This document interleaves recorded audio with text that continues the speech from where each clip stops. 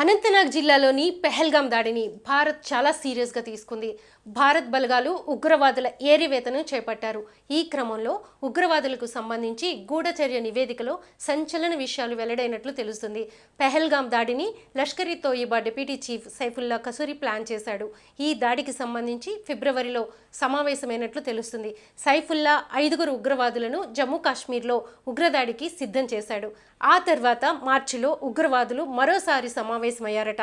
జమ్మూ కాశ్మీర్లోని పెహల్గాంలో పర్యాటకులపై జరిగిన ఉగ్రవాద దాడిలో పాకిస్తాన్కు లింక్ ఉందని స్పష్టంగా తేలింది.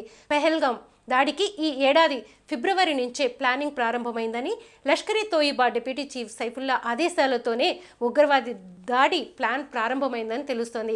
ఉగ్రవాదులు మొదటి సమావేశం ఫిబ్రవరిలోనే జరిగిందని, ఆ తర్వాత మార్చిలో మీర్పూర్లో మరో సమావేశం దాడుల గురించి మరింతగా చర్చించినట్లు తెలుస్తుంది.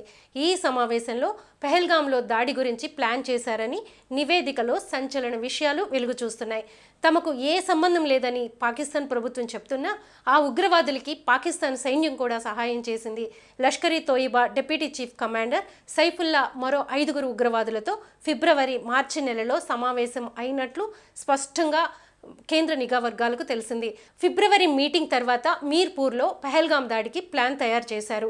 సైఫుల్లాతో సమావేశంలో అబూ మూసా, ఇద్రీస్ షాహీన్, మెహమ్మద్ నవాజ్, అబ్దుల్ రఫా రసూల్, అబ్దుల్ ఖాలిద్ అనే ఉగ్రవాదులు పాల్గొన్నట్టు తెలుస్తుంది. మరోవైపు సైఫుల్లాకు ఐఎస్ఐ నుంచి కూడా ఆదేశాలు వచ్చాయట. అలానే లష్కరీ డిప్యూటీ చీఫ్ సైఫుల్లా పాకిస్తాన్ సైన్యంతో సంప్రదింపులు జరిపేవాడు. ఈ క్రమంలో పాక్ ఆర్మీ శిబిరానికి కూడా వెళ్ళినట్లు తెలుస్తుంది. బహవల్పూర్లోని ప్రధాన కార్యాలయంలో పాకిస్తాన్ సైన్యం కెర్నల్ ఉగ్రవాది సైఫుల్లాను ఆహ్వానించాడట. దీనికి సంబంధించిన ఫోటోలు కూడా బయటకు వస్తున్నాయి. పాకిస్తాన్ ఆక్రమిత కాశ్మీర్లో దీనికి సంబంధించి ఒక కార్యక్రమం కూడా జరిగిందని, ఏప్రిల్ 18న రావల్పట్లో ఉగ్రవాదులు సమావేశం కూడా జరిగిందని తెలుస్తుంది. దీన్ని వీడియో కూడా బయటకు వచ్చింది. అందులో సైఫుల్లాతో పాటు 5 ఉగ్రవాదులు కనిపించారు. బిజ్బెహైరా ప్రాంతంలో ఉగ్రవాది ఆదిల్ గురి ఇల్లు ఉందని సమాచారం తెలుసుకుని బలగాలు ధ్వంసం చేశాయి. త్రాల్లోని ఆసిఫ్ షేక్ ఇంటిని భారత్ బలగాలు కూల్చివేశాయి.